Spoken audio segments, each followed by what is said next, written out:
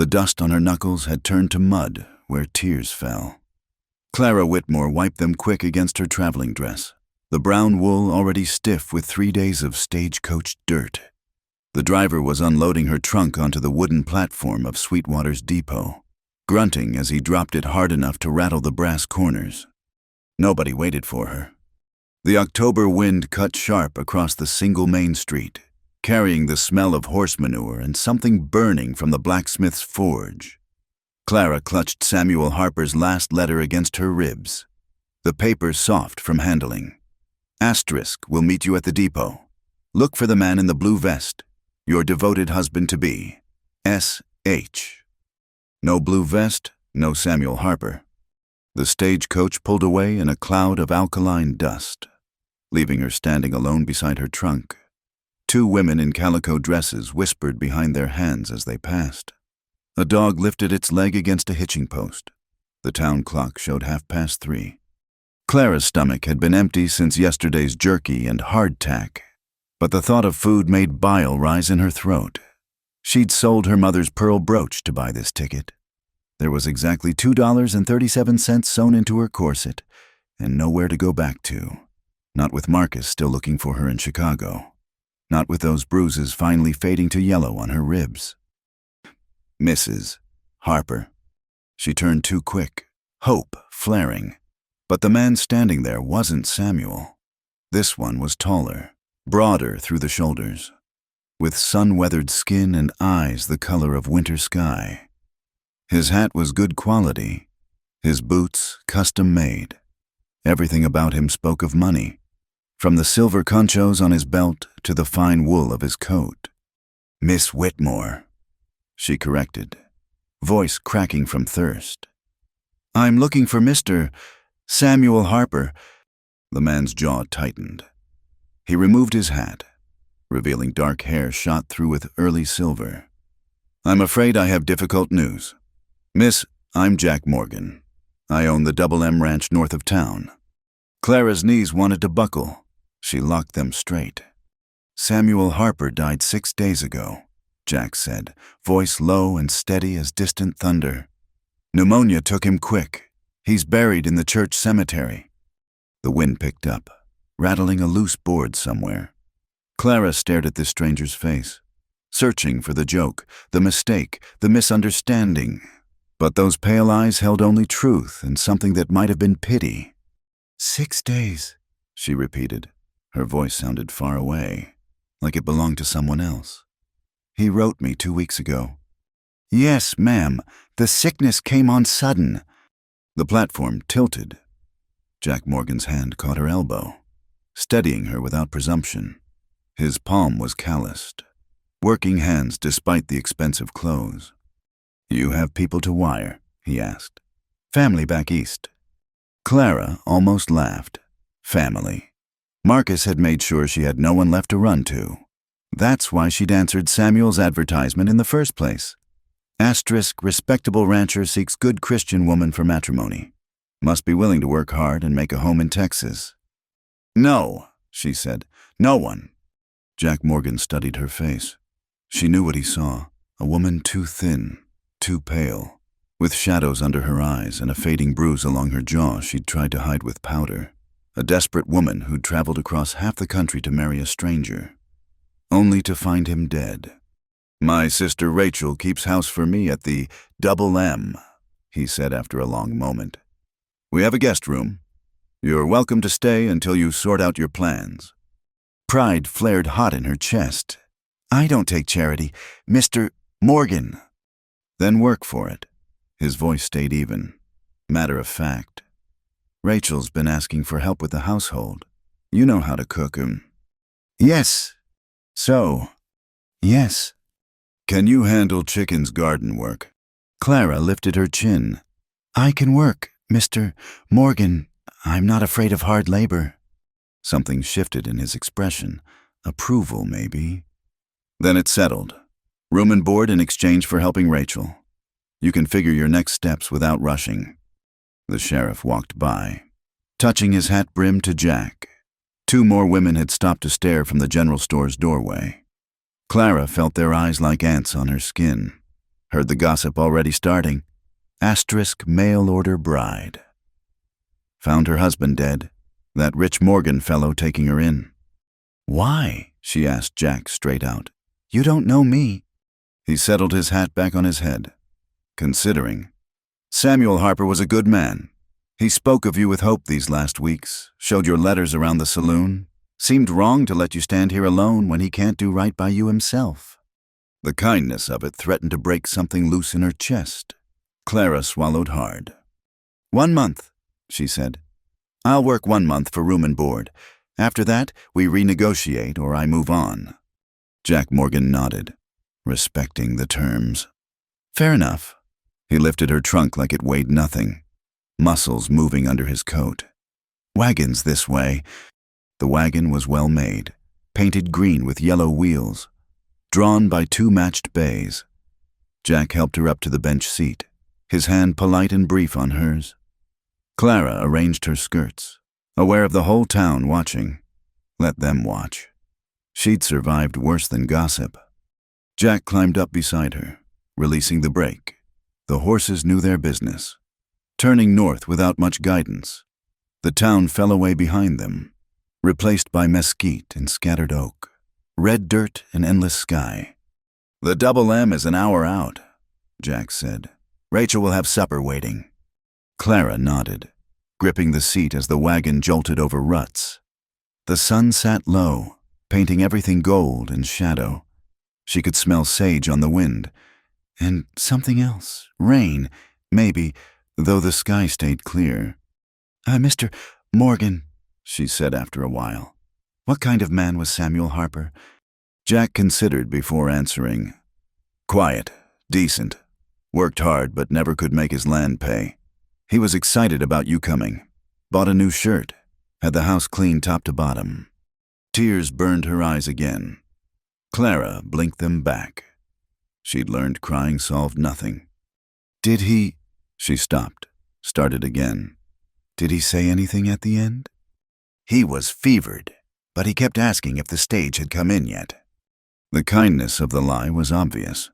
Men dying of pneumonia rarely spoke clearly, but Jack Morgan offered it like a gift, and Clara took it the same way. They rode in silence after that, the wagon wheels creaking a rhythm. The land opened up around them, vast and foreign. Clara had never seen so much sky, so much nothing. It should have frightened her. Instead, she felt something loosen in her chest. Marcus would never find her here. Even if he looked, even if he cared enough to search, this place would swallow her whole. There, Jack said eventually, pointing. The Double M ranch spread below them in the valley. A main house with a wraparound porch, barns and corrals, a garden plot, and what looked like a bunkhouse for hands. Smoke rose from the chimney. Windows glowed warm in the dying light. It's beautiful, Clara said, meaning it. It's work, Jack replied, but she heard the pride underneath. Every board and nail. As they descended toward the ranch, a woman emerged onto the porch, even from a distance. Clara could see the family resemblance. Same dark hair, same strong build. Rachel Morgan stood with her hands on her hips, waiting. She's tough but fair, Jack said quietly. Don't let her rough edges fool you. She's got a good heart. I can handle tough, Clara said. Jack glanced at her, taking in the fading bruise again, the steel in her spine despite everything. I believe you can, Miss Whitmore. They pulled up to the house as full dark settled. Jack helped her down, and Rachel came forward, lantern in hand, up close. She was handsome rather than pretty, with sharp eyes that missed nothing. So you're Samuel's bride, Rachel said, not unkind but direct. I'm sorry for your loss. Thank you. Rachel looked her up and down, practical as a horse trader. You're too thin. Come inside. There's beef stew and cornbread. The house smelled of lemon oil and coffee. Good wood and clean living. Clara stood in the doorway, suddenly overwhelmed by the normalcy of it all. A real house, a safe place, at least for now. Jack carried her trunk inside, setting it down gentle. When he straightened, he met her eyes direct. "You're safe here, Miss Whitmore," he said quiet, like he knew what those words meant to someone running. "That's a promise." Clara nodded, not trusting her voice. Safe. She'd forgotten what that felt like. But looking at Jack Morgan's steady face, his sister's practical kindness, the solid walls around her, she thought maybe, just maybe, she could learn to remember. The rooster's crow came before dawn, sharp as a blade through the thin walls. Clara woke disoriented, her hand reaching for something that wasn't there, then remembered. Texas, the Double M Ranch. Samuel Harper dead in the ground. She dressed quick in yesterday's clothes, the only other dress in her trunk being her good Sunday black. The house was quiet yet, but she could smell coffee brewing. Following the scent, she found Rachel already in the kitchen, kneading bread dough with efficient violence. "You're up early," Rachel said without looking. "Good. Lazy women don't last out here." "I've never been lazy, ma'am." Rachel turned then, flour dusting her strong hands. "Ma'am was my mother. Call me Rachel." She nodded at the stove. "Coffee's ready. Cups are in the sideboard." Clara poured herself a cup, the bitter heat of it steadying her nerves. The kitchen was well ordered, everything in its place. Cast iron skillets hung from hooks. Preserves lined shelves like soldiers. And morning light streamed through clean windows. "Can you milk a cow?" Rachel asked. "Yes." "Good. Bessie's in the barn. Take the blue pail." Rachel went back to her kneading. Breakfast is at 6 sharp. The hands eat in the bunkhouse, but Jack takes his meals here. Clara found the barn by smell and sound, hay and manure, the low conversation of animals waking. Bessie was a placid Jersey, her brown eyes patient as Clara settled the stool and placed the pail. The rhythm came back quick, her hands remembering what her mind had tried to forget. Those early years on her grandfather's farm, before Marcus, before Chicago, before everything went wrong. "You've done this before." Jack's voice didn't startle her. She'd heard his boots on the packed earth. He leaned against the stall post, watching her work. "My grandfather had a farm in Ohio," she said, keeping her rhythm steady, "before he died." "And after?" Clara's hands never paused. "After is how I ended up answering a newspaper advertisement for a bride." He didn't push, which she appreciated. Instead, he moved to the next stall, checking on a mare with a swollen fetlock. Clara finished milking, her forearms burning pleasant from the work. When she stood, Jack was waiting with a piece of clean cheesecloth. "For straining," he said. "Rachel's particular about it." Their fingers brushed as she took the cloth. Jack stepped back, polite, but Clara caught him looking at the yellowing bruise on her jaw. She raised her chin, daring him to ask. He didn't. At breakfast, Clara met the rest of the Double M's inhabitants. 3 ranch hands, Tom, Eddie, and an older Mexican named Miguel, came to the kitchen door for coffee and biscuits to take to the bunkhouse. They touched their hat brims to her, curious but respectful. "Samuel Harper's intended," Jack explained simply. And that was enough. Rachel had Clara help with everything that morning, gathering eggs while the hens pecked at her skirts, hauling water from the well, scrubbing the previous night's dishes with lye soap that left her hands raw. But it was good work, honest work, work that didn't require smiling when she wanted to scream, or pretending not to notice when Marcus's friends looked too long, or making herself small and quiet to avoid his moods.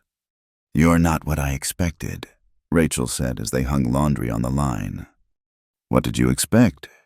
"Some fainting city girl who couldn't tell a chicken from a rooster." Rachel pinned a shirt with practiced efficiency.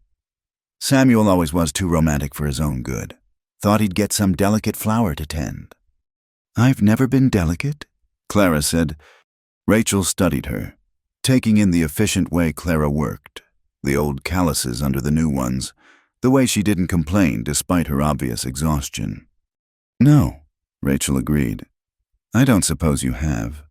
After lunch, beans and cornbread. Simple but filling. Jack appeared in the kitchen doorway. Need to go to town for supplies, he said. Thought Miss Whitmore might have needs from the general store. Clara touched the $2 sewn into her corset. I don't have... On the ranch's account, Jack interrupted. You're working for us. We provide necessaries. Rachel snorted. Take her. Jack. She needs proper work clothes, if nothing else. Can't have her ruining her only decent dress mucking stalls. The ride to town was different in daylight. Clara could see the vast spread of the Double M, cattle dotting distant pastures, a creek winding silver through a stand of cottonwoods. Jack pointed out landmarks. Rabbit Rock, the old Comanche Trail, the spot where lightning had split an oak clean in half. You love this land, Clara observed. Built it from nothing, Jack said. My father left me and Rachel a handful of cattle and debts up to our necks. That was 8 years ago. And now the Double M runs 2,000 head and employs 6 full-time hands during a roundup. He glanced at her. Work and luck in equal measure. Plus being smart enough to know which is which, Clara added.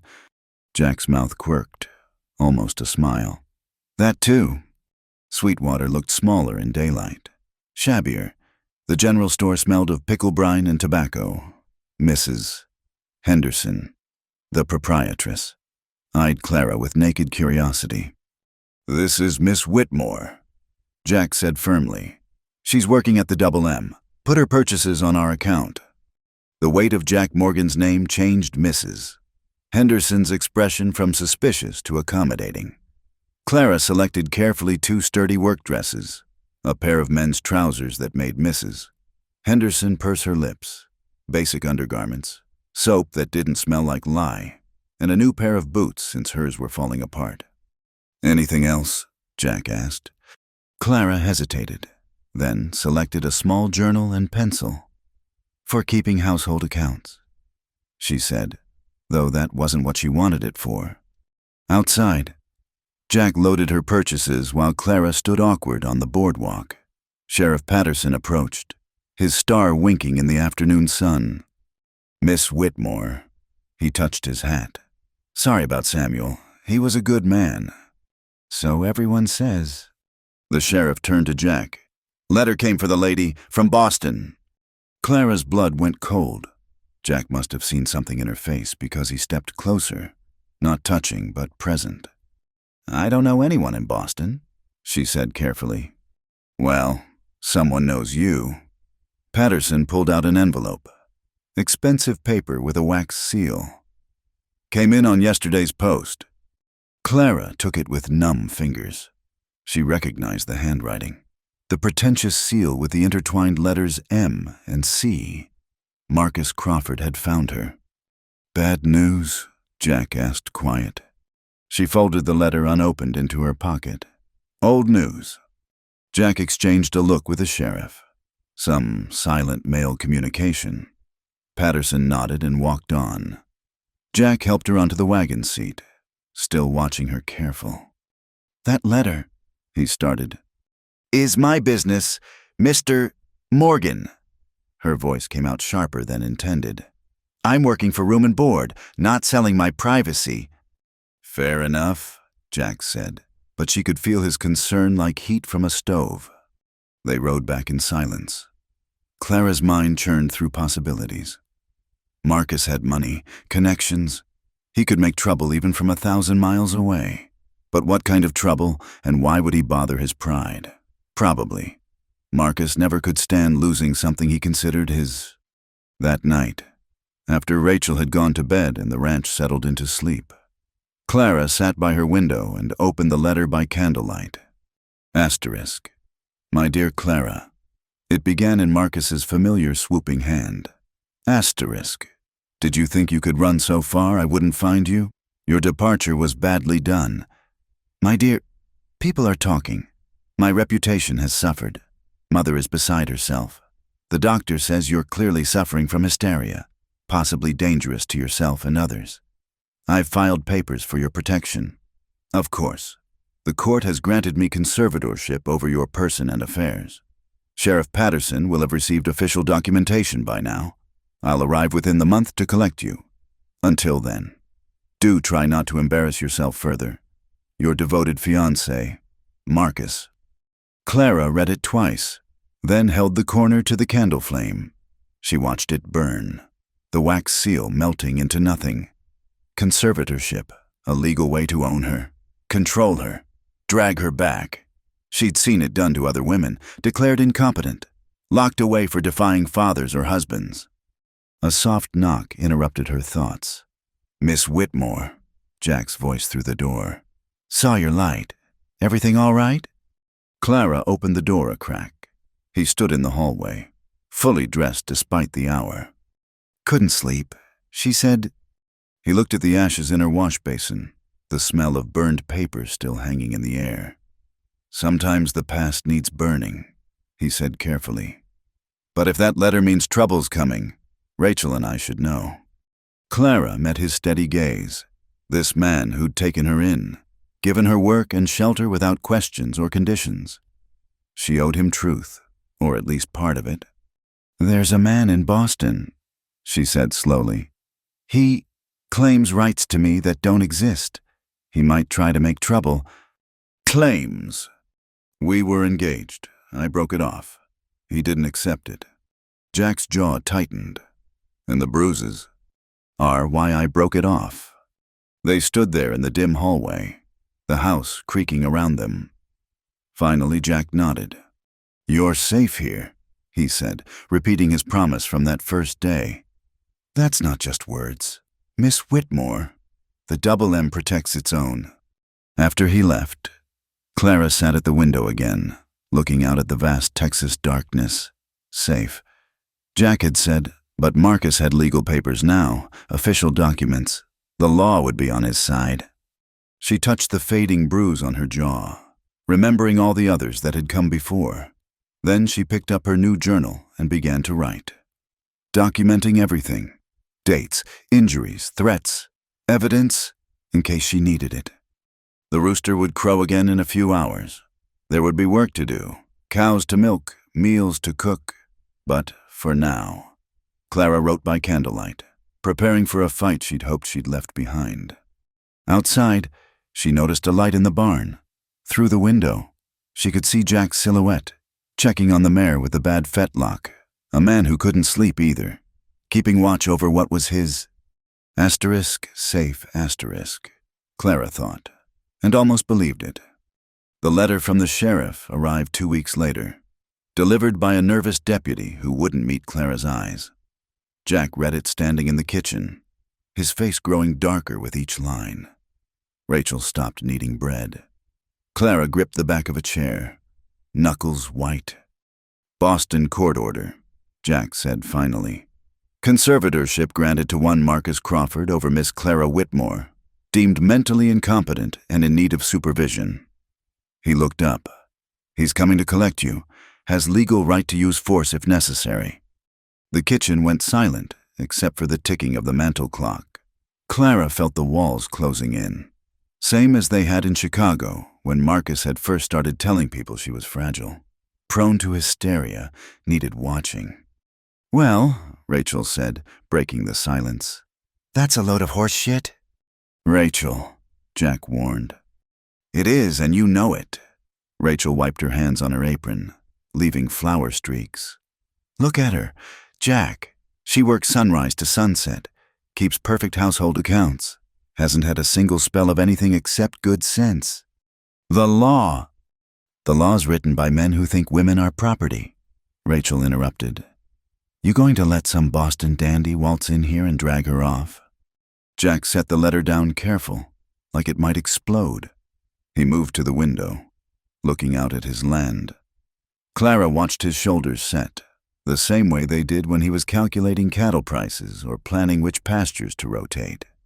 Miss Whitmore, he said without turning, this Marcus Crawford, would you marry him if you had free choice? I'd rather die. The words came out flat. True. Jack turned then, studying her face. Would you marry anyone else to avoid him?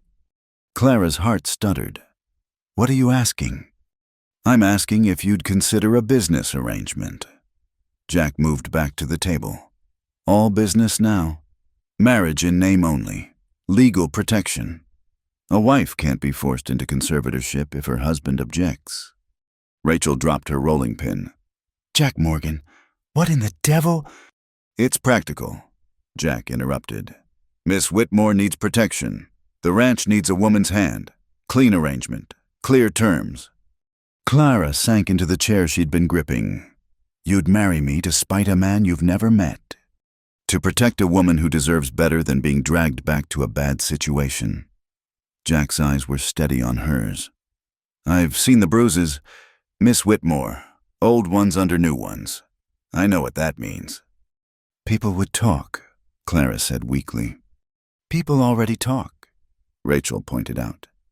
Half the town thinks she's your mistress anyway. Jack. Heat flooded Clara's cheeks. Jack's ears went red, but he didn't deny it. Terms, Clara said, forcing herself to think practical. If we did this, I'd need terms. Jack nodded. State them. Separate bedrooms. I won't have marriage duties forced on me. Agreed. I keep working, earning my keep. This isn't charity. Agreed. If Marcus shows up, you don't kill him. I won't have murder on my conscience. Jack's mouth quirked. I'll do my best. And Clara took a breath. If someday either of us wants out, for any reason, we part friendly. No forcing anyone to stay who wants to leave. Fair terms, Jack said. I have conditions too. Clara waited. You tell me the whole truth about Crawford. Everything. So I know what we're facing. The request sat heavy between them. Clara looked at Rachel, who nodded encouragement. Marcus Crawford is rich. Clara began slowly. His family owns shipping companies. We met at a church social when I was working as a seamstress in Chicago. He was charming, attentive, said he loved my spirit. She laughed bitter.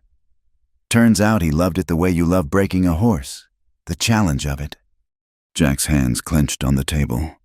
First time he hit me, he cried after, said I'd made him lose control. Being so stubborn, I believed him. Clara traced a grain in the wood table. Second time, he didn't cry.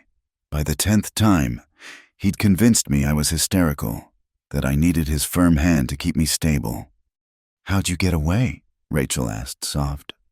He went to New York on business. I sold everything I could, bought a train ticket with the money, and ran. Saw Samuel's advertisement in a newspaper someone left at the boarding house. Seemed like far enough. Clara looked up at Jack.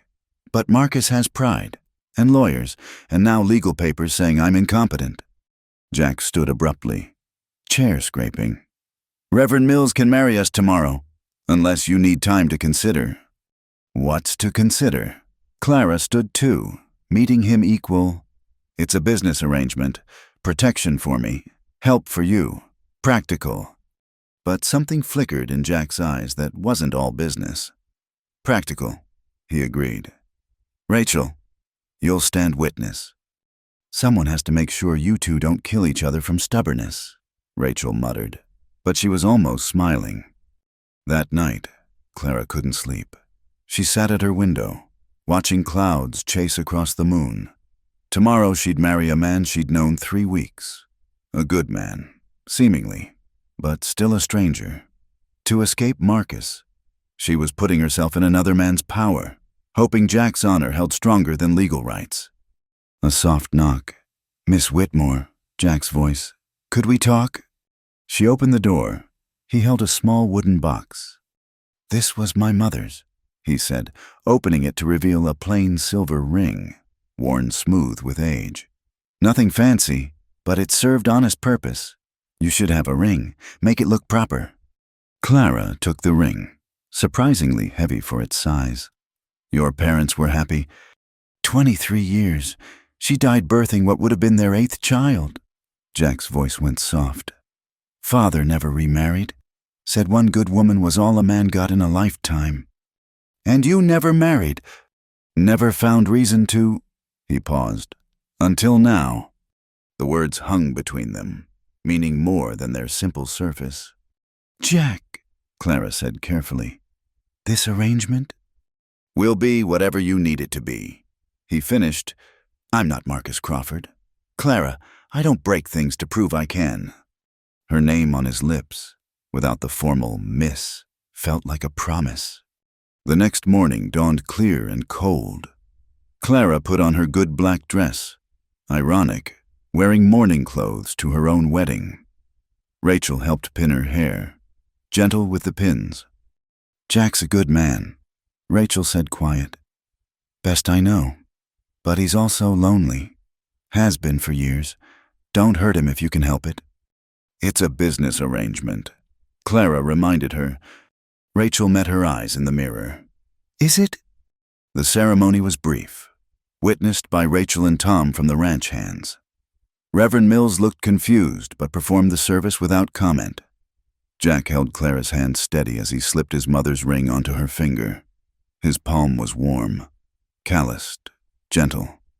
You may kiss your bride, Reverend Mills said. Jack leaned down, whispered, May I? When Clara nodded, he pressed the briefest kiss to her cheek, barely a breath of contact. They signed the papers. Clara wrote her new name, Clara Morgan, with a steady hand. Legal now, protected. The ride back to the ranch was quiet. Clara kept touching the ring. Its weight foreign, but not unpleasant. Jack drove steady, but she caught him glancing at her, like he was trying to figure something out. Regrets already? She asked. No.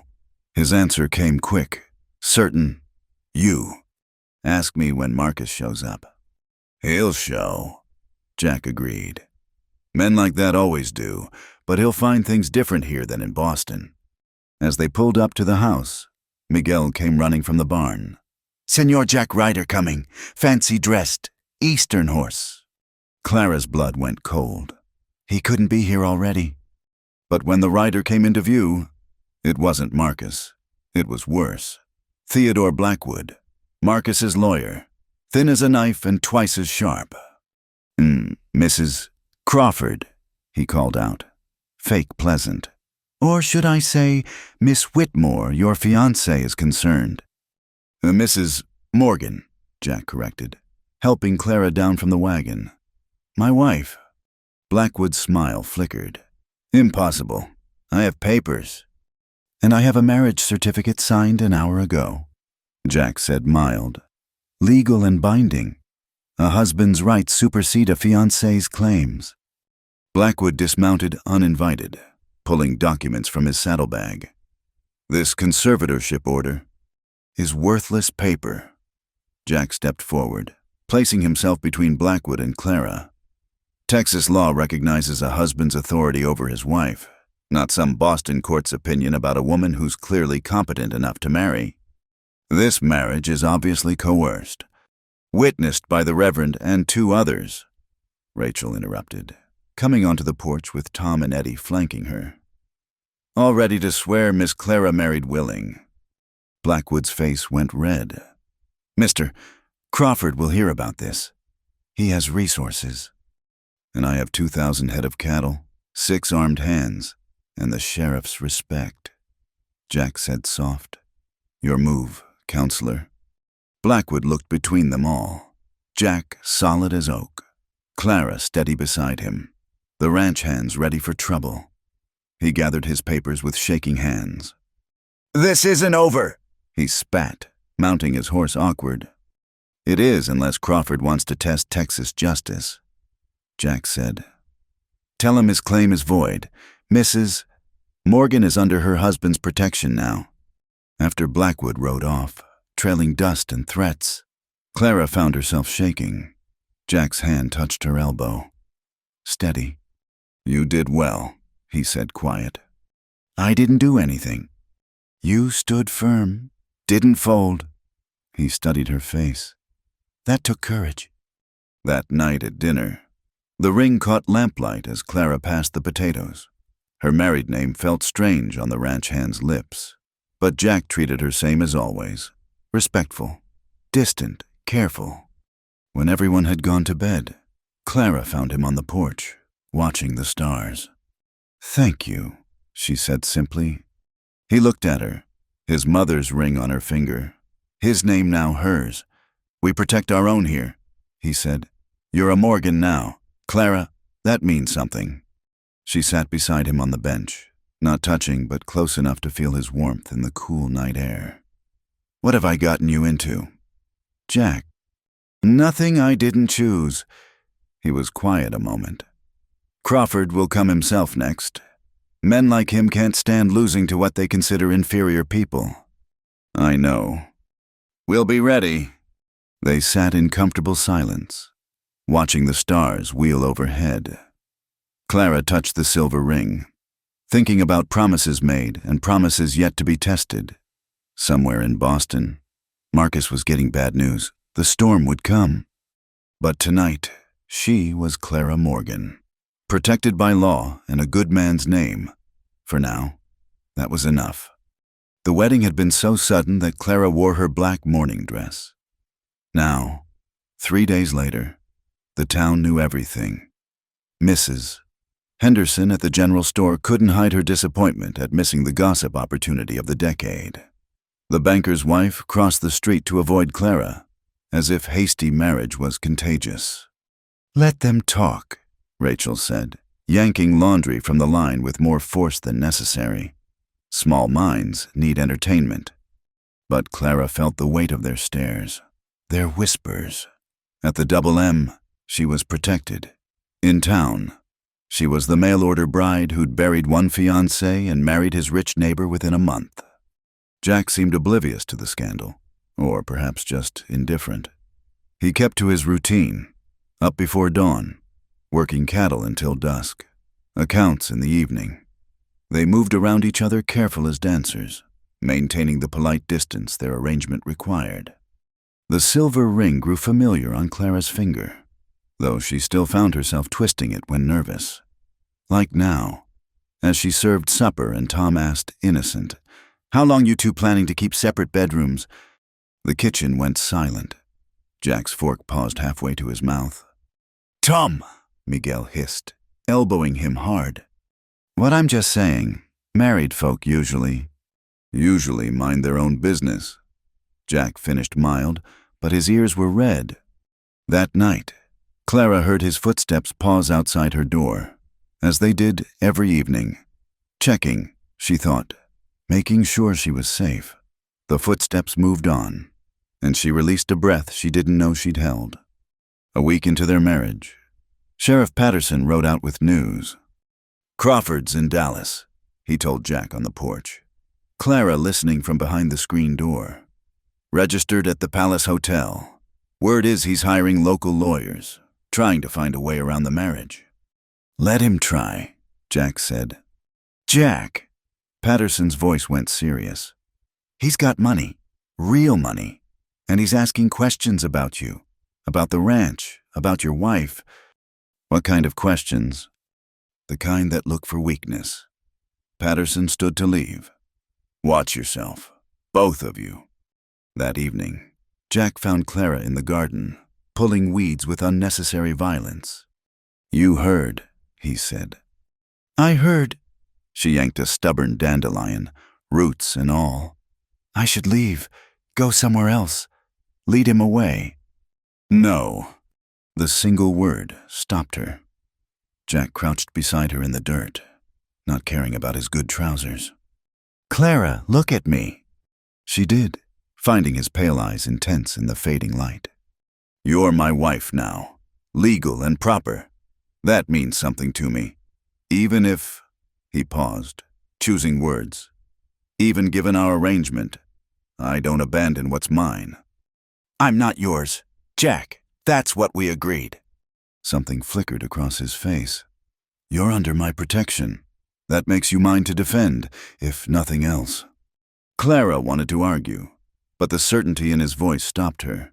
This was the man who'd built a ranch from nothing, who'd earned respect through work and will. If he said he'd defend her, he would. "All right," she said soft. "We stand together." He helped her to her feet, holding her hand a moment longer than necessary. Together. 2 nights later, Clara woke to voices downstairs. She crept to the landing, saw Jack and Rachel in the parlor with a stranger, a woman, well-dressed despite the travel dust. "Sent me to offer a deal," the woman was saying. Clara recognized the Boston accent immediately. "Mr. Crawford is prepared to be generous." "State your business," Jack said cold. $5,000 to annul the marriage. Clara returns to Boston voluntarily. No fuss. Mr. Crawford drops all legal proceedings. "And if we refuse?" The woman smiled, sharp as winter. "Then Mr. Crawford will destroy you, your reputation, your ranch, everything. He has connections with the railroad, the cattle buyers in Chicago. He can make sure you never sell another head." Rachel laughed, harsh. "He thinks we'll sell Clara for money." "Everyone has a price," the woman said. "Mr.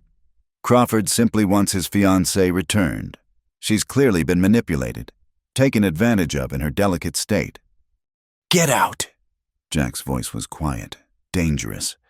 "Get out of my house before I forget you're a woman." The woman stood, unruffled. "The offer stands until tomorrow noon. After that, things become unpleasant." After she left, Clara came downstairs. Jack and Rachel turned, not surprised to see her. $5,000 is a lot of money," Clara said carefully. "It's not enough to buy a person," Jack replied. "But the ranch, if he can really hurt your business, then we'll deal with that when it comes." Jack moved toward her, stopped just out of reach. "Clara, need to know, are you thinking of taking his offer, going back?" "No." The word came fierce. "Never. I don't want you ruined for helping me." Rachel snorted. "Jack's too stubborn to be ruined, and too smart. Crawford's not the only one with connections." The next day at noon, the woman returned for their answer. Jack met her at the gate, Clara and Rachel watching from the porch. "No deal," Jack said simple. "You're making a mistake, Mr. Morgan." "Maybe, but it's mine to make." She left in a cloud of dust. An hour later, Tom rode in from town with news Crawford himself was coming to Sweetwater. "Tomorrow," Tom panted, bringing lawyers, papers, even hired guns legal-like as protection. Clara's hands shook as she served dinner. Nobody ate much. The weight of tomorrow pressed down like storm clouds. That night, Jack knocked on her door. "Come in," she called. He entered careful, staying near the doorway. "Wanted to check you're all right." "I'm scared," she admitted. "Good. Means you're smart." He shifted, uncomfortable. "Clara, tomorrow might get ugly. If you want to stay in your room, nobody would think less." "I'll stand with you," she interrupted. "He needs to see I'm not his to claim anymore." Jack studied her face. "You've changed since that first day at the depot." "How?" "You don't look hunted anymore. You look ready to fight." Clara touched the ring on her finger. "Maybe I learned it from you." Something warm flickered in his eyes. "Maybe you always had it, just needed space to remember." He turned to go, paused. "Clara." "Yes." "Whatever happens tomorrow, I'm glad you're here, glad I could help." Before she could respond, he was gone. Morning came too fast. Clara dressed careful in her best work dress, pinned her hair severe, and slipped the silver ring on her finger like armor. Downstairs, she found the ranch transformed into a fortress. Tom and Eddie stood guard at the gate. Miguel had a rifle across his saddle. Rachel wore her pistol open on her hip. And Jack stood on the porch in his best suit, looking every inch the successful rancher. When he saw Clara, something shifted in his expression. "You look like a Morgan," he said quiet. "I am a Morgan," she replied, taking her place beside him. The delegation arrived at 10 Crawford in an expensive suit, 2 lawyers, 3 hired guards, and Sheriff Patterson looking deeply uncomfortable. Marcus Crawford was exactly as Clara remembered, handsome in that polished way. Golden hair perfect despite the Texas wind, smile that never reached his eyes. Those eyes fixed on her immediately, possessive and cold.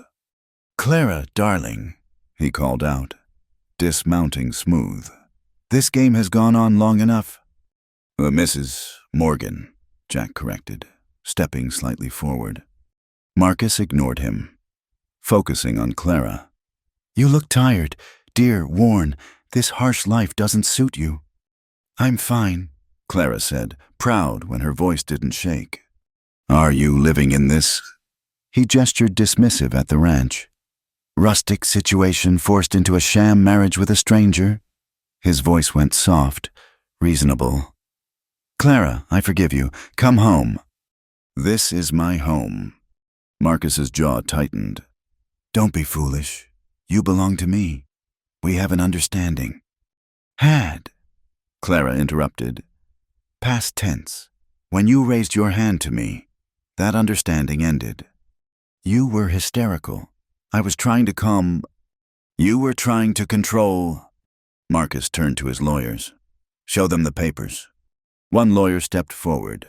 "We have sworn statements from Boston physicians about Miss Whitmore's mental state, also witnesses to her erratic behavior." "Bought testimony," Jack said flat. "Prove it," the lawyer challenged. "Don't need to. She's my wife. Texas law is clear."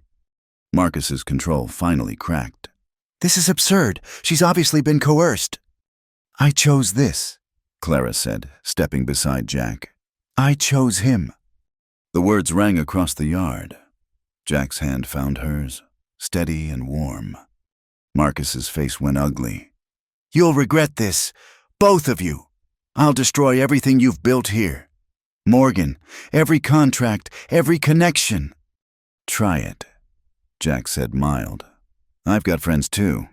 Crawford, the Cattlemen's Association doesn't take kindly to Eastern interference.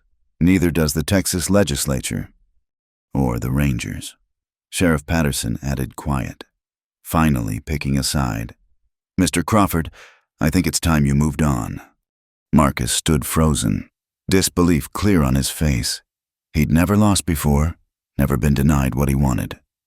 "This isn't over," he said finally. "Yes, it is," Clara said, surprising herself with the certainty in her voice. "It's over. Marcus, go home."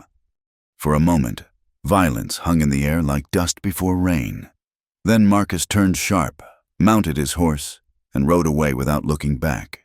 His delegation scrambled to follow. The ranch stood quiet, everyone waiting until the dust settled. Then Rachel whooped. Tom and Eddie cheered, and Miguel crossed himself with relief. Jack's hand was still holding Clara's. "You did it," he said quiet, just for her. "We did it," she corrected. That night, the ranch celebrated.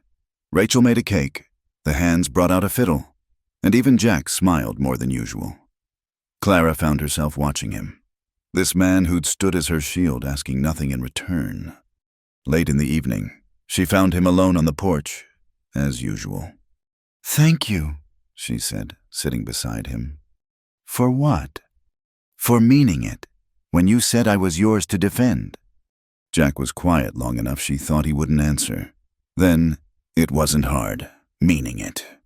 The words hung between them, weighted with possibility. Clara twisted the silver ring, feeling the smooth, worn metal. "Jack!" "Our arrangement, does it have to stay just business?" He turned to look at her full on, those pale eyes intense in the lamplight. "What are you asking, Clara?" "I'm asking if maybe, someday, when I'm ready, if you'd be interested in making this real." Jack's breath caught. "Clara!" "Not now," she said quick. "I'm not ready now, but maybe, with time." His hand covered hers, warm and sure. "I'm a patient man," he said soft. "Take all the time you need."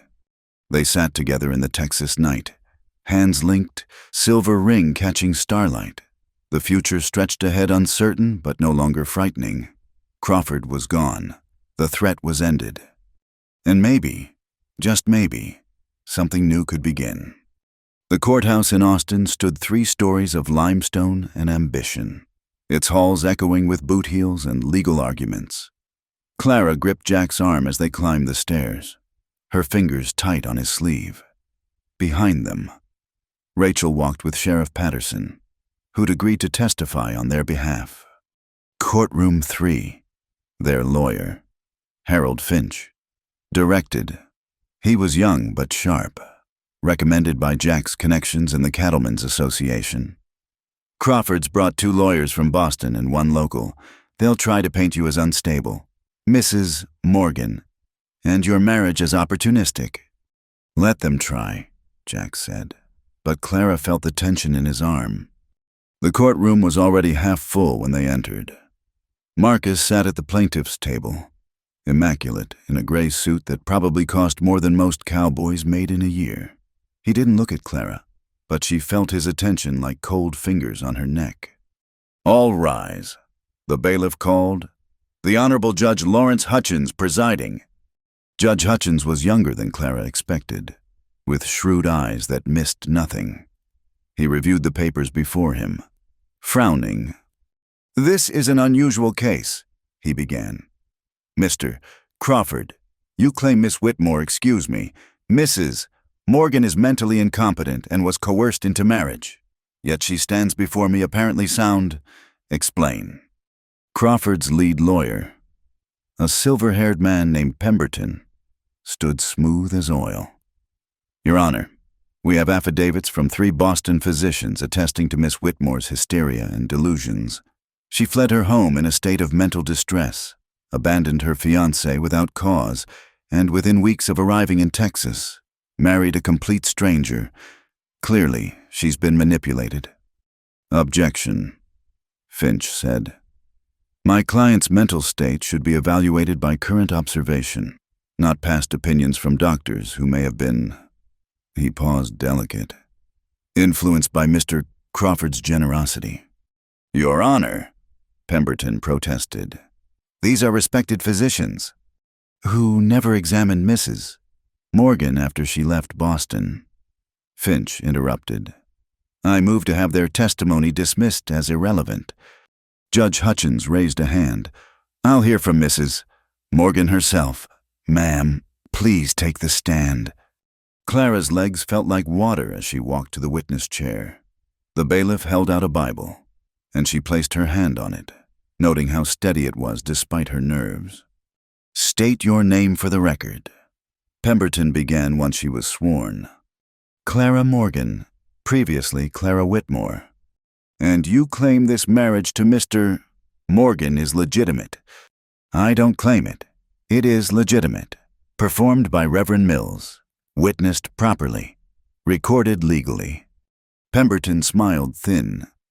"But rather convenient. Wasn't it you arrive in Texas to marry one man, find him dead, and immediately attach yourself to the richest rancher in the county?" "Objection," Finch called. "Argumentative." "I'll rephrase." Pemberton said, smooth. "Mrs. Morgan, how long did you know your husband before marrying him?" 3 weeks. Gasps from the gallery. Pemberton's smile widened. 3 weeks. And in that time, you lived in his home. "I worked in his home. His sister was present as chaperone." "Still, quite scandalous. Tell me, what kind of woman travels across the country to marry a stranger, then marries a different stranger when the first proves unavailable?" Clara lifted her chin. "A desperate one." The courtroom went quiet. "Desperate," Pemberton pressed. "Yes." Clara looked directly at Marcus for the first time. "I was desperate to escape a man who hurt me, who convinced others I was hysterical when I protested his treatment, who used his wealth and connections to trap me." "These are serious accusations." "They're not accusations. They're facts." Clara turned to the judge. "Your Honor, may I show evidence?" Judge Hutchins nodded. Clara stood, began unbuttoning her sleeve. "Your Honor," Pemberton protested. "This is highly irregular." Clara rolled up her sleeve, revealing old scars on her forearm, thin white lines in a deliberate pattern. Mr. Crawford did this with a letter opener when I refused to sign papers giving him control of my grandmother's inheritance. He told the doctor I did it to myself in hysteria. The courtroom erupted. Marcus shot to his feet. "She's lying. Those are self-inflicted." "Sit down, Mr. Crawford," Judge Hutchins commanded. He looked at Clara with new interest. "Continue, Mrs. Morgan." Clara rolled down her sleeve with shaking fingers. "I have a journal documenting 2 years of such incidents. Mr. Crawford was careful to hurt me where it wouldn't show, or in ways he could explain away. When I finally ran, he used his influence to have me declared incompetent." "And Mr. Morgan?" the judge asked. "What of him?" Clara found Jack's eyes across the courtroom. "Mr. Morgan offered me shelter when I had nowhere to go, work when I needed dignity, and when Mr. Crawford tried to use the law to drag me back, Jack offered me his name and protection." "For money," Pemberton interjected. "What did you promise him?" "Nothing," Clara said firmly. "He asked for nothing except that I be honest about my situation." "Come now, Mrs. Morgan. A successful rancher marries a penniless woman out of pure charity." Jack stood suddenly. "Your Honor, may I address that?" Judge Hutchins nodded. Jack walked forward, steady as always. "I married Clara because it was right," he said simple. "She needed protection. I could provide it. That's what men do in Texas, Mr. Pemberton. We protect women from those who would harm them." "How noble," Pemberton said dry. "And what do you get from this arrangement?" Jack's jaw tightened. "I get the knowledge that a good woman is safe from a man who doesn't deserve her. And if Mr. Crawford withdraws his claim, will you release Mrs. Morgan from this marriage of convenience?" Jack looked at Clara. "That would be her choice. It always has been." Something passed between them, silent but profound. Clara felt it like heat in her chest. "Your Honor." Marcus's local lawyer stood. "We'd like to call Dr. Harrison White to testify about Mrs. Morgan's mental state." A thin man in spectacles took the stand. Clara didn't recognize him. "Dr. White," the lawyer began. "You examined Mrs. Morgan yesterday at our request." Clara's blood went cold. "What I never—" "Not directly," Dr. White admitted. "But I observed her at the hotel, in the restaurant, walking with Mr. Morgan." "And your professional opinion?" "She shows signs of dependency, possible delusion. She clings to Mr. Morgan, seeks his approval constantly." "That's enough," Judge Hutchins interrupted. "Dr. White, are you seriously testifying about a woman's mental state based on watching her eat dinner?" "Well, Your Honor, observation is a valid diagnostic." "Get off my witness stand." The judge's voice was ice. "Mr. Crawford, Mr. Pemberton, if this is the level of your evidence, we're done here." "Your Honor," Pemberton tried. "Mr. Crawford has legitimate concerns." "Mr. Crawford appears to have an obsession with a woman who clearly wants nothing to do with him." Judge Hutchins shuffled papers. "I've heard enough. Mrs. Morgan appears completely competent. Her marriage appears legal and voluntary.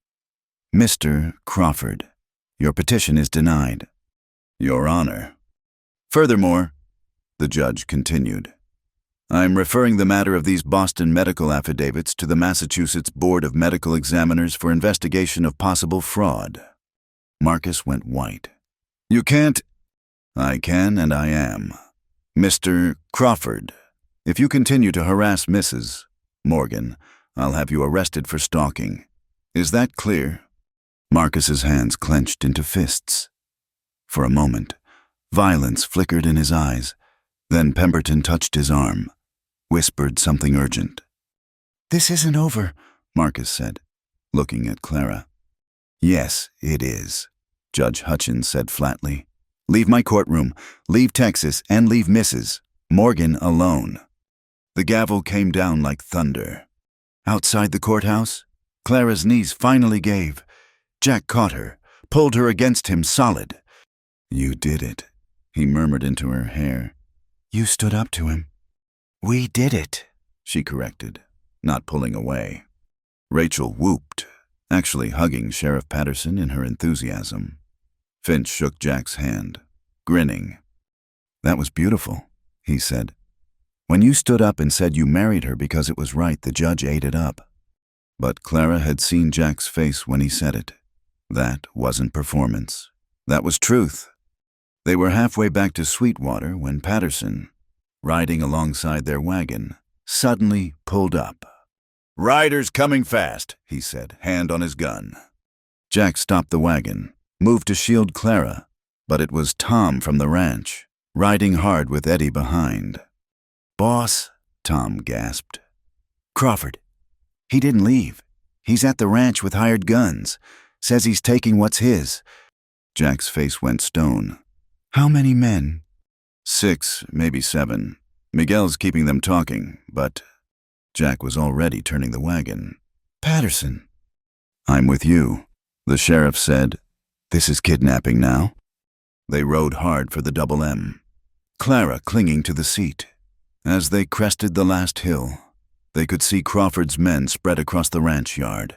Miguel stood on the porch, rifle visible but not raised. Stay in the wagon, Jack told Clara. No. She grabbed his arm. This is my fight too.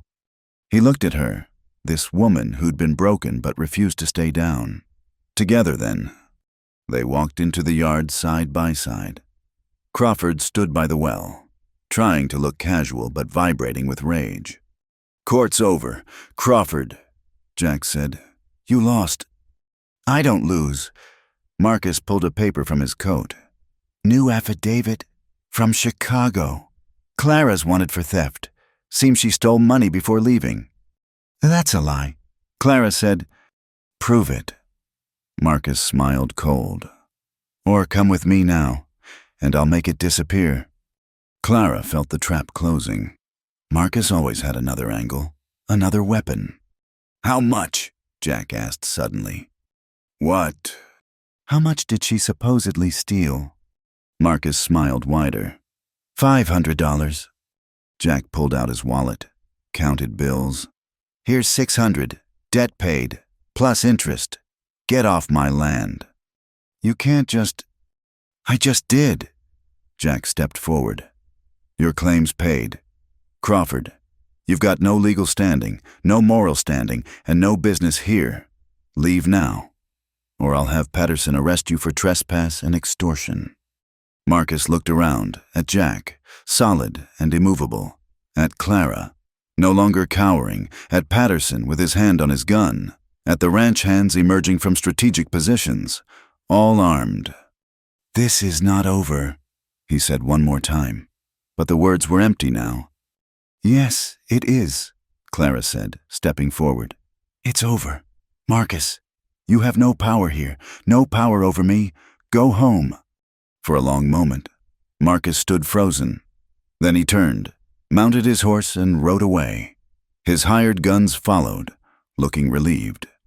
Everyone stood still until the dust settled. Then Clara turned to Jack. $600 is a lot of money. Worth every penny to see his face. Jack's expression softened. Besides, it's our money. Community property. Our money? The words settled warm in Clara's chest. That night, the ranch celebrated again, but quieter this time. Exhausted victory rather than nervous energy. Clara found Jack, as always, on the porch. It's really over, she said, sitting close beside him. Seems to be. She twisted the silver ring, gathering courage.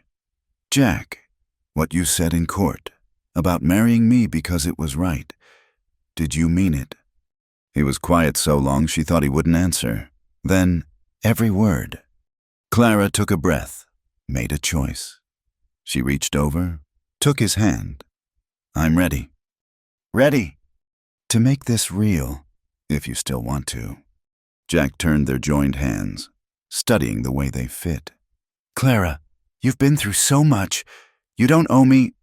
She stopped him with a finger to his lips. This isn't about owing. This is about choosing. I choose you. Jack Morgan, if you'll have me. His answer was to pull her close, gentle but certain. I've been choosing you since the day you stood on that platform, refusing to break. When he kissed her, it was nothing like Marcus's demanding possession. It was a question and a promise, gentle and sure. Clara kissed him back, feeling something broken inside finally start to heal. The silver ring caught moonlight as she wrapped her arms around his neck, choosing her future at last. The night was too quiet. Jack sat on the porch, rifle across his knees, watching the darkness beyond the fence line. 3 weeks had passed since the trial, since Marcus Crawford had ridden away with murder in his eyes. 3 weeks of peace that felt like holding breath before a storm. Clara brought him coffee, black and bitter the way he liked it. She'd taken to joining him on these night watches, her presence steady as starlight. You should sleep, he told her, same as every night. So should you, she replied, same as always. They sat in comfortable silence, the ranch sleeping around them. Then Jack tensed, hand tightening on the rifle. What is it? Clara whispered. Listen. Nothing at first. Then the absence of sound, no crickets, no night birds. Even the wind had stilled. Get inside, Jack said low. Wake Rachel. Tell Miguel to watch the back. Clara didn't argue, moving quick and silent. Jack stayed on the porch, eyes scanning the darkness. His instincts screamed danger, the same feeling he'd had right before Comanche raids in the early days. A twig snapped near the barn, another by the corral. Multiple men, trying to move quiet but not quiet enough. Jack stood slow, making himself visible. That's far enough, Crawford. A laugh from the darkness. You always were too sharp, Morgan. Marcus Crawford stepped into the pool of light from the porch lamp. But he wasn't alone. 6 men flanked him, rough types with guns loose in their holsters. Not hired guns from town. These were border trash, the kind who'd do anything for coin. This is private property, Jack said even. You're trespassing. Am I? Or am I retrieving stolen property? Marcus smiled cold. See, I've been thinking, that money you paid me, it was Clara's debt, which means she needs to settle it herself. That debt's paid. By you, not by her. Marcus stepped closer. I want what's mine. Morgan, give me Clara, and we ride away peaceful. No. Then we take her anyway, and you die trying to stop us. Jack heard the back door open soft. Rachel, moving into position. Tom and Eddie would be coming from the bunkhouse. But 7 men, spread out, ready for violence. The odds were bad. Jack! Clara's voice, strong and clear. She stepped onto the porch, ignoring Jack's sharp gesture to stay back. This is my fight.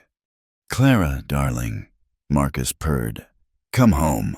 This game has gone on long enough. The only game is yours. Marcus.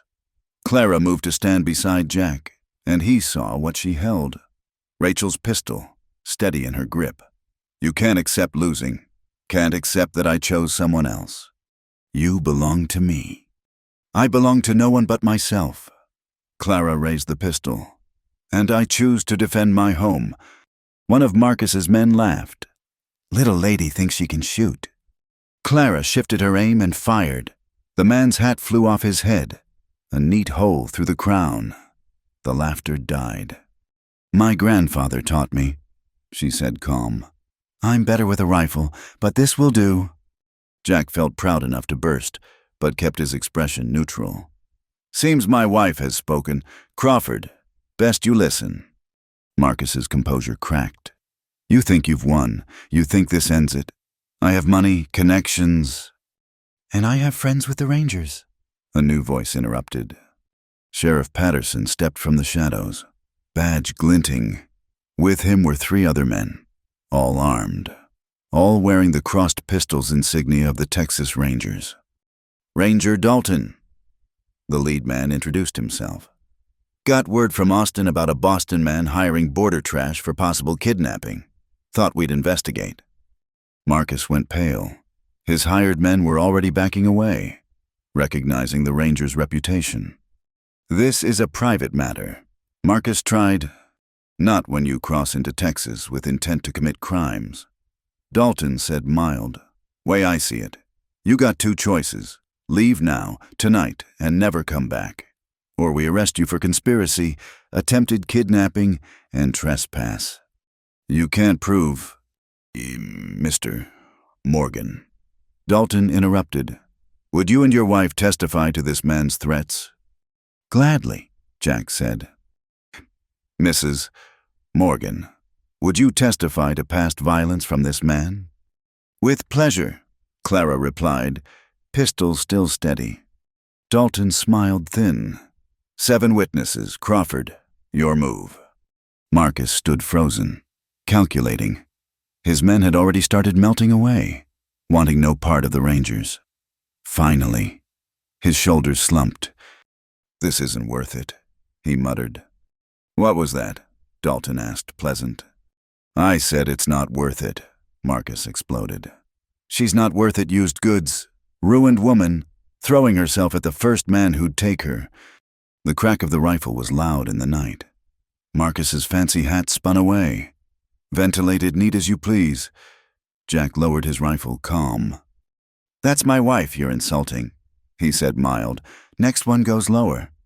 Marcus scrambled for his horse, dignity forgotten. His remaining men followed, spurring hard into the darkness. The Rangers mounted up to follow, ensure they kept riding. "They'll make the county line by dawn." Dalton told Jack, "We'll shadow them to the state border. He won't be back."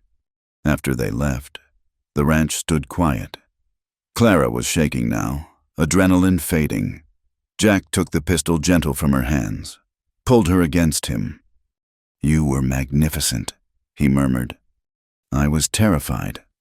Courage isn't not being scared. It's being scared and standing anyway. Rachel emerged from her position, rifle in hand. "Well, that was exciting. Clara, where'd you learn to shoot like that?" "Grandfather," Clara said into Jack's shirt. "He said a woman alone should know how to defend herself." "Smart man," Jack said. "Tom and Eddie came from the barn, Miguel from the back of the house. Everyone gathered on the porch. 2 wound up for sleep." "Is it really over now?" Clara asked. "I think so," Jack said. "Men like Crawford, they're only brave when they hold all the cards. He's learned Texas doesn't play by Boston rules." Rachel snorted. "Plus the Rangers will spread word. Nobody will work for him now. Not for any money." They sat on the porch until dawn, watching the sky lighten from black to gray to pink. As the sun crested the horizon, Jack felt Clara relax against him, the last of her fear melting away. "Thank you," she said soft. "For what?" "For being the kind of man who'd sit up all night, ready to fight for me." "Clara," he turned her to face him, "I'd sit up every night for the rest of my life if it meant keeping you safe." She kissed him then, there, in front of everyone. Not caring who saw, Tom whistled, Eddie clapped, and Rachel muttered something about it being about time. Later, after breakfast, after the ranch returned to normal rhythms, Clara found herself in the garden. The morning glory vines she'd planted were blooming, purple and pink and white. She was deadheading spent blooms when she heard horses. Fear spiked, then settled. It was Sheriff Patterson with a telegram. "From the Rangers," he said, handing it over. Clara read it twice to be sure. "Marcus made it to Louisiana. Took a train back east." She looked up. "It's really over." Patterson touched his hat. "Seems so, Mrs. Morgan. You can rest easy now." That night, Clara moved her things to Jack's room. He watched from the doorway, uncertain. If you're not ready, I'm ready, she said firm. I'm ready to be your wife, real and true, unless you've changed your mind. His answer was to sweep her into his arms, carrying her over the threshold proper. Never changing my mind, he said against her hair. You're stuck with me, Clara Morgan. Good, she said, and pulled him down for a kiss. Later, much later, they lay listening to the night sounds returning. Crickets, owls, the wind through the cottonwoods, normal sounds, safe sounds. I never thanked you proper, Clara said into the darkness. For what? For that first day. For seeing I needed help and offering it. For treating me like a person when everyone else saw damaged goods. Jack pulled her closer. You were never damaged. Clara, maybe bent a little, but never broken. And definitely never goods to be owned. Marcus thought I was... Marcus was a fool. Jack pressed a kiss to her forehead. He looked at you and saw something to possess. I looked at you and saw someone to protect, then someone to respect, then someone to love. Clara's breath caught. Love. Love, Jack confirmed. Been fighting it since you stood up to Crawford that first time, chin high, refusing to break. But after tonight, watching you defend our home. He turned her face to his. I love you, Clara. Not because you need me, but because you don't. You could stand alone. You choose to stand with me. That's the greatest gift I've ever received. Clara kissed him deep, pouring everything she couldn't say into it. When they broke apart, she whispered, I love you too. Not for saving me, but for believing I could save myself. Outside, a screech owl called, and its mate answered. The wind picked up, rattling the windows gentle-like, but inside the Double M ranch house, all was warm and safe and still. The next morning, Clara woke to find Jack already up, watching her from his chair by the window. What? She asked, suddenly shy. Just thinking how different you look. Different how? First day I met you, you looked like you were carrying the whole world. Now you look free. Clara considered this. I am free. Free to choose my life, my work, my husband. She held out her hand. Come back to bed. Ranch won't run itself, he protested, but he was already moving toward her. Ranch can wait an hour, she said, pulling him down. We've earned some peace. And they had, after all the fear and fighting, the running and standing ground. They'd earned this quiet morning, this gentle touching, this space to be nothing more than Jack and Clara, husband and wife, choosing each other again and again. The silver ring on Clara's finger caught the morning light, worn smooth by her mother-in-law's years, now worn proud by her. It wasn't fancy, wasn't grand, but it was real, and it was hers, and that was everything. Outside, the Double M ranch woke to another day, cattle lowing, horses nickering, roosters announcing dawn. But inside, Jack and Clara Morgan held each other close, finally safe, finally home, finally free. The Dallas courthouse was grander than Austin's, all marble columns and polished wood, intimidating by design. Clara stood beside Jack in their best clothes, watching Marcus's new team of lawyers arrange papers like weapons. 6 months had passed since that night of confrontation, 6 months of peace they'd thought was permanent. But Marcus had returned, not with guns, but with something worse, federal charges. Interstate fraud, Finch explained quietly. He's claiming you crossed state lines with stolen money, that the marriage was part of an elaborate scheme to defraud him. That's insane, Rachel hissed from behind them. That's desperate, Jack corrected, but his jaw was tight. The judge entered. Honorable William Thornberry, old guard Texas aristocracy with eyes like flint. Clara's stomach sank. This wasn't a local judge who knew Jack's reputation. This was federal jurisdiction, where Marcus's money carried weight. Mr. Crawford, Judge Thornberry began. You're asking this court to annul a marriage and press criminal charges. That's serious business. Marcus's lead attorney, a sharp-faced man named Whitman, stood. Your Honor, we have evidence of a conspiracy. Miss Whitmore fled Boston with funds belonging to my client, crossed multiple state lines, and within weeks had married Mr. Morgan. We believe Morgan was complicit, possibly in correspondence with her before she left Boston. That's a lie, Clara said, loud enough to carry. Judge Thornberry's gavel cracked. You'll have your turn, Mrs. Morgan. The morning progressed badly. Whitman presented telegrams, bank records, even a statement from Clara's former landlady in Chicago claiming she'd spoken of finding a rich husband in Texas. Each piece of evidence was twisted, taken out of context, but together they painted an ugly picture. Then Whitman played his ace. Your Honor, we call Mrs. Dorothy Henshaw. Clara's blood went cold. Her former employer from Chicago walked in, avoiding Clara's eyes. Mrs. Henshaw, Whitman began. You employed Miss Whitmore. Yes, as a seamstress. Did she ever speak of Mr. Crawford? Dorothy hesitated. Then she said he was wealthy, said she'd make him pay for how he treated her. It was a half-truth poisoned into a lie. Clara had said those words, but in tears, meaning she'd make him face consequences for his violence.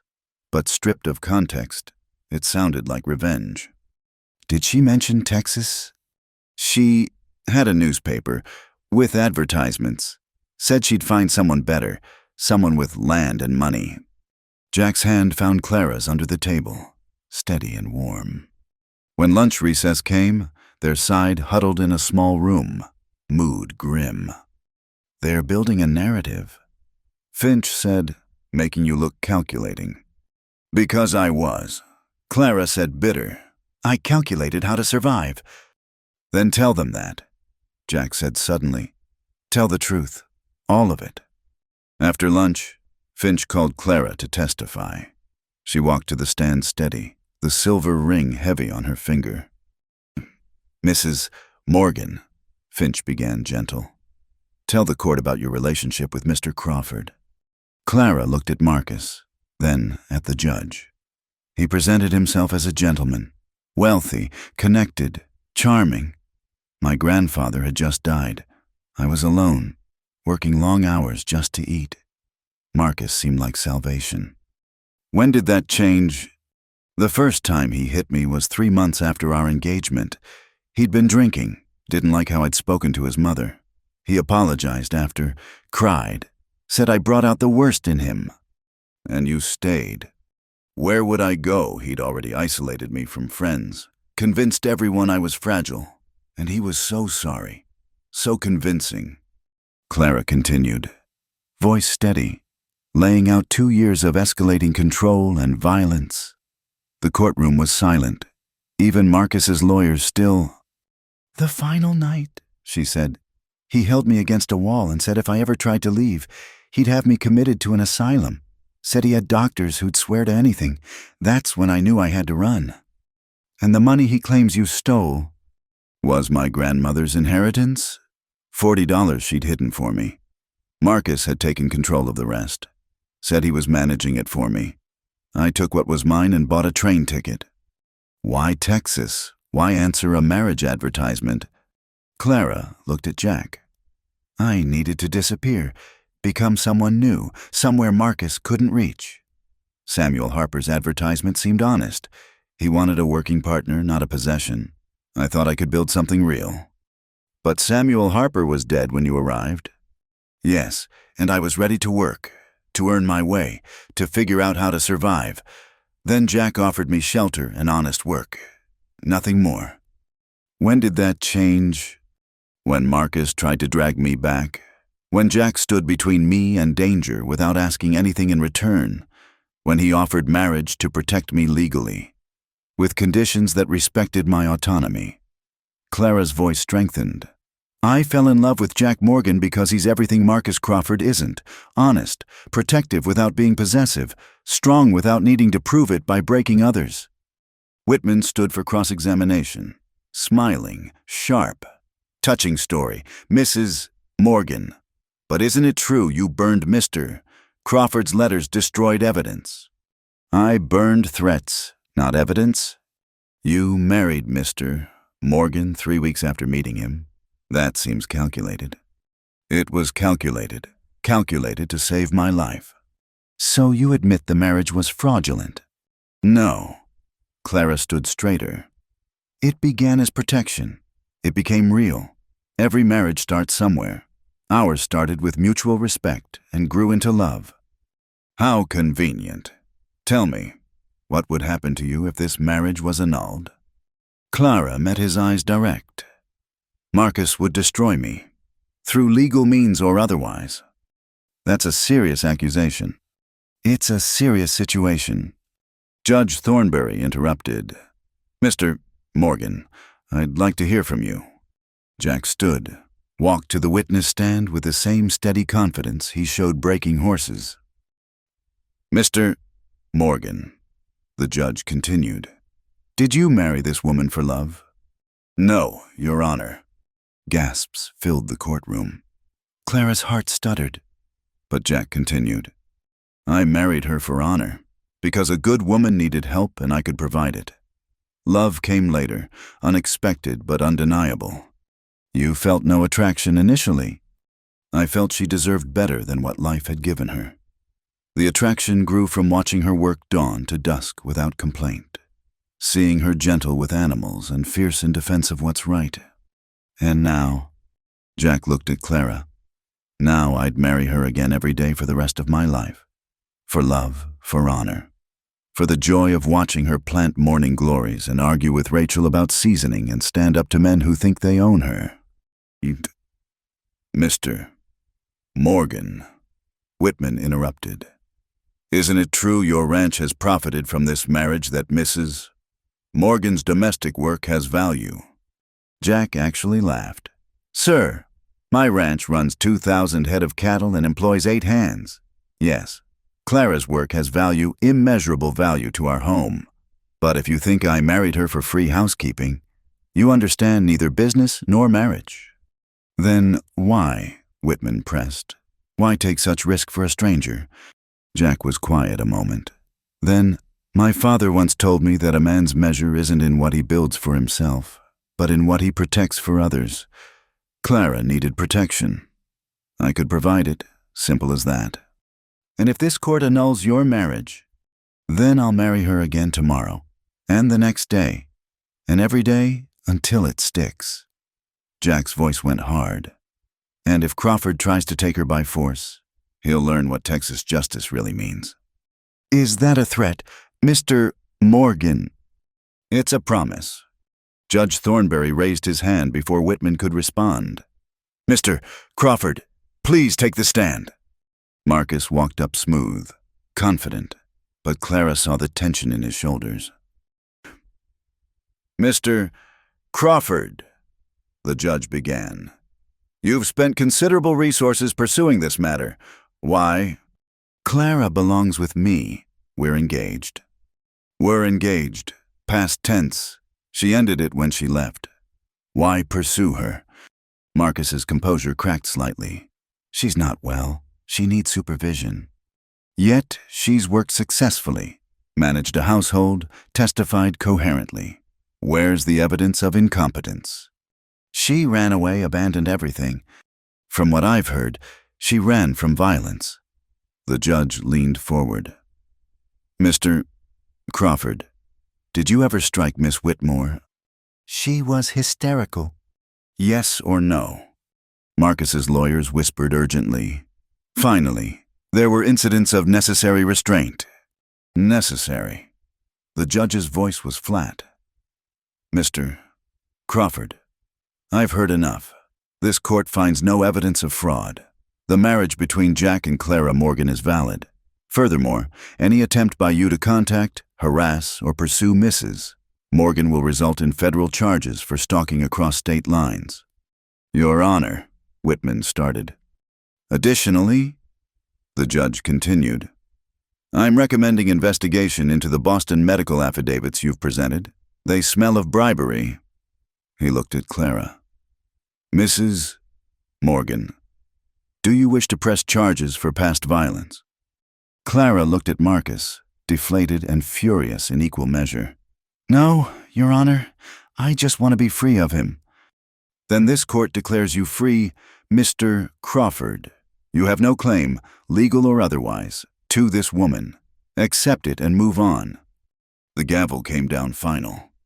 Outside the courthouse, Clara couldn't stop shaking. Jack wrapped her in his arms, solid and real. It's over, he murmured, really over this time. He said I belonged to him. He was wrong. Jack pulled back to look at her. You belong to yourself. Clara Morgan, you just choose to share that self with me. Sheriff Patterson approached with Rangers Dalton and 2 others. Crawford's being escorted to the train station. He'll be watched until he crosses back into Louisiana. Rachel grabbed Clara in a fierce hug. You were brilliant. The way you stood up there and told the truth, that took real courage. That evening, they stayed in Dallas, too exhausted to make the journey home. In their hotel room, Clara stood at the window watching the city lights. Jack. What you said in court about marrying me again and again, did you mean it? He came up behind her, arms circling her waist. Every word. She turned in his arms. Then let's do it. What? Get married again. Properly this time. With my choosing you free and clear. No threats or pressure. With your family's Bible and Rachel's good dress and the whole ranch watching. Jack's smile was slow and bright. Clara Morgan, are you proposing to me? I'm proposing we propose to each other. Equal partners. He kissed her then, deep and sure. Yes, to all of it, yes. A month later, they stood before Reverend Mills again. Clara wore a dress she'd made herself, blue as a Texas morning. Jack wore his father's wedding suit. The entire ranch was there, plus half of Sweetwater. Do you, Clara, take Jack freely, with full knowledge and clear intention? I do. Do you, Jack, take Clara freely, with full knowledge and clear intention? I do. The rings, his father's and his mother's, slid on smooth. This time, when Reverend Mills said to kiss, Jack took his time, thorough and tender, while everyone cheered. At the reception on the ranch, Sheriff Patterson raised a glass. To the Morgans, may their future be as strong as their fight and as deep as their love. Hear, hear, the crowd echoed. Late that night, Jack and Clara sat on their porch, watching stars and listening to night sounds. No more looking over our shoulders. Clara said, no more fear. Just us and the ranch and whatever comes. Jack pulled her close. That sounds like everything.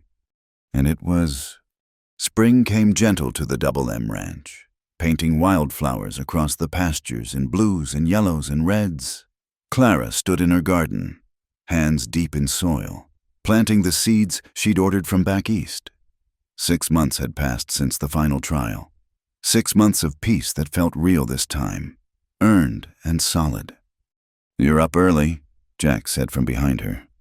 She turned, smiling at the sight of him with 2 cups of coffee. The tomatoes won't plant themselves. He handed her a cup, then crouched beside her in the dirt, not caring about his work pants. Need help? Always. They worked together in comfortable rhythm, the kind that comes from learning each other's ways. Jack's hands were gentle with the seedlings, patient. Clara watched him from the corner of her eye, still sometimes amazed that this was her life now. What? He asked, catching her looking. Just thinking how different everything is. A year ago, I was running scared. Now I'm planting vegetables with my husband. Good different. The best different. Rachel's voice carried from the house. You 2 going to garden all day? Or can we eat breakfast like civilized people? They gathered in the kitchen. Jack, Clara, Rachel, and Tom, who'd started joining them for morning meals since courting the blacksmith's daughter in town. Eddie and Miguel took their meals in the bunkhouse still, preferring the peace. Letter came yesterday, Rachel said, passing it to Clara. From Chicago. Clara's hand hesitated, then took it. The return address was Dorothy Henshaw, her former employer. Inside was a brief note and a newspaper clipping. What is it? Jack asked, seeing her expression change. Marcus Crawford is dead. Clara read the clipping aloud. Died in a fire at his Boston home. Suspected arson, possibly business-related. Several of his companies were under investigation for fraud. The kitchen went quiet. How do you feel about that? Rachel asked, gentle. Clara set the paper down. Free, completely free, and sad. Somehow, for the man he could have been if he'd chosen differently. Jack's hand covered hers. That's because you're good. Clara, better than he deserved.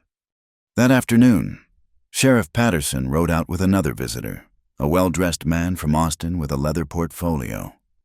Mrs. Morgan, I'm James Hartley, attorney.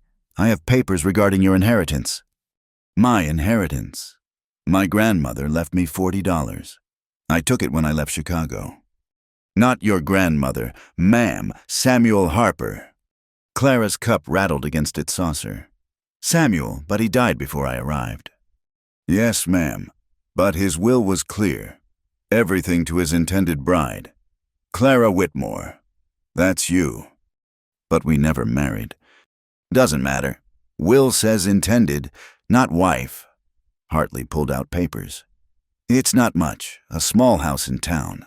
About 40 acres of decent land adjoining the Double M, and roughly $300 in the bank. Clara looked at Jack, stunned. I don't understand. Why would he? There's a letter, Hartley said, handing her an envelope. Clara read it aloud, voice shaking. Dear Miss Whitmore, if you're reading this, something's happened to me before your arrival.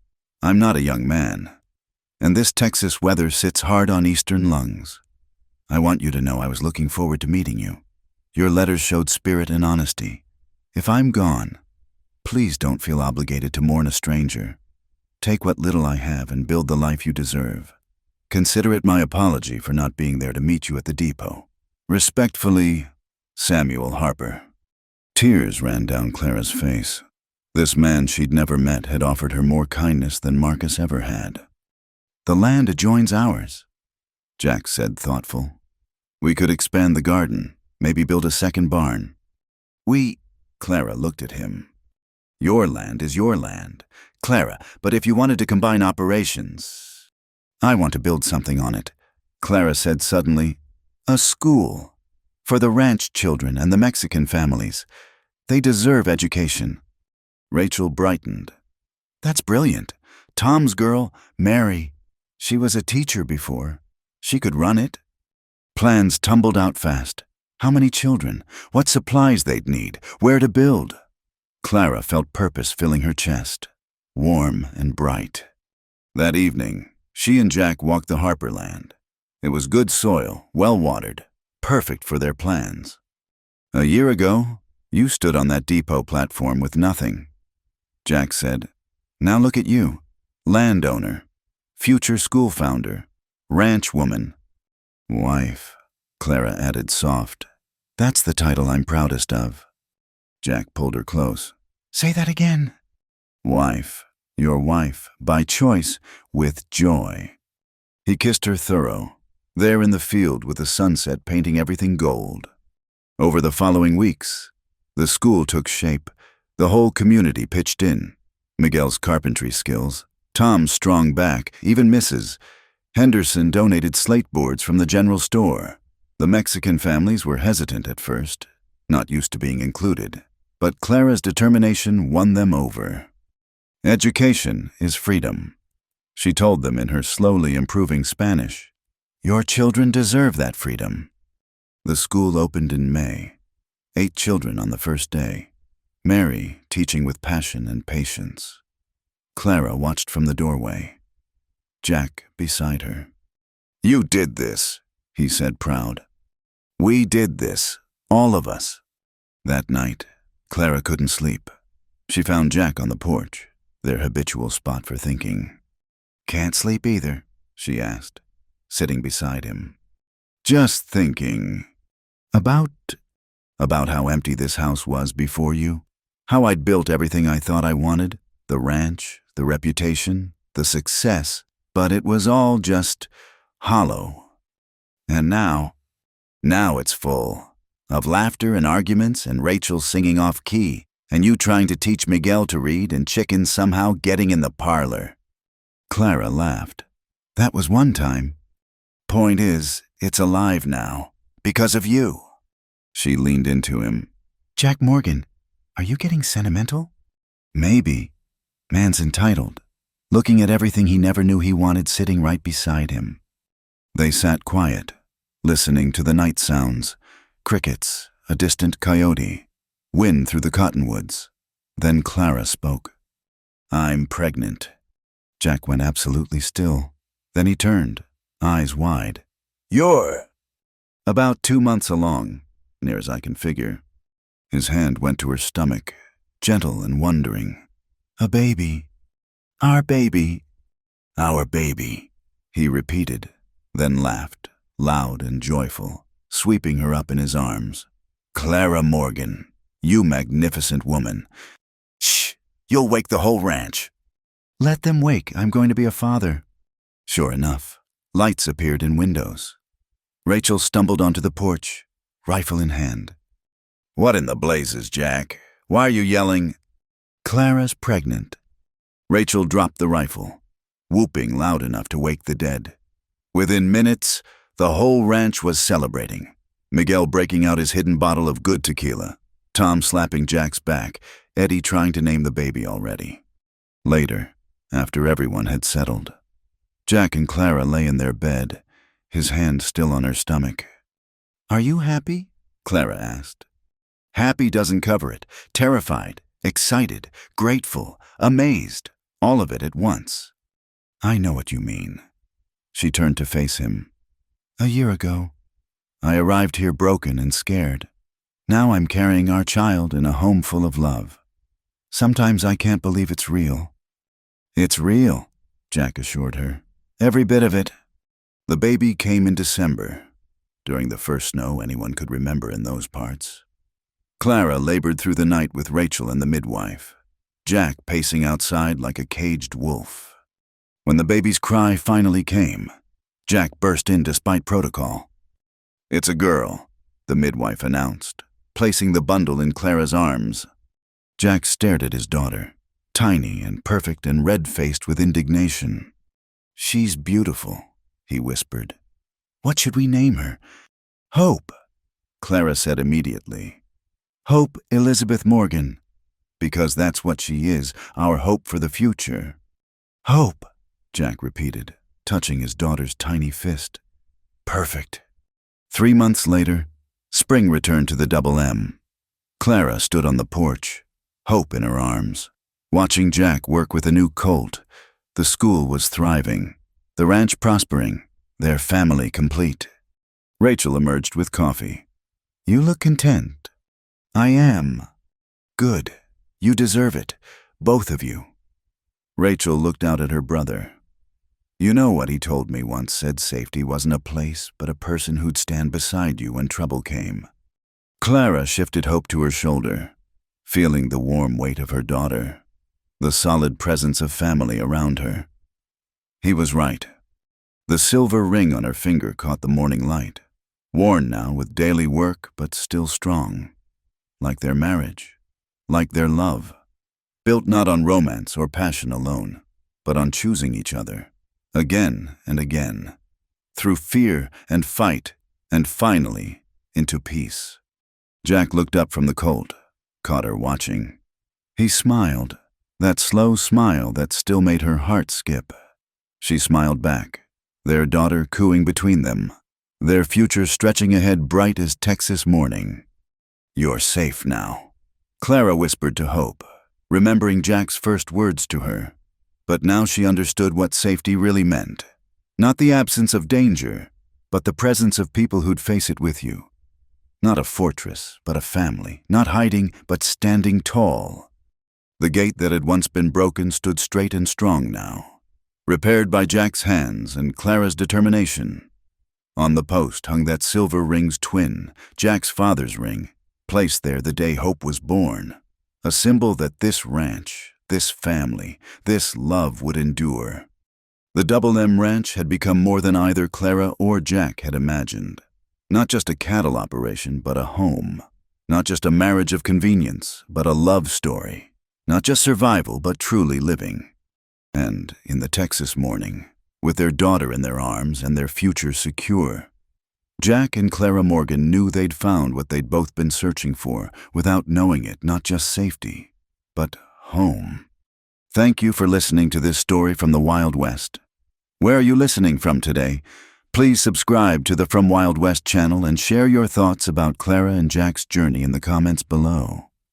Your stories and connections make our community special.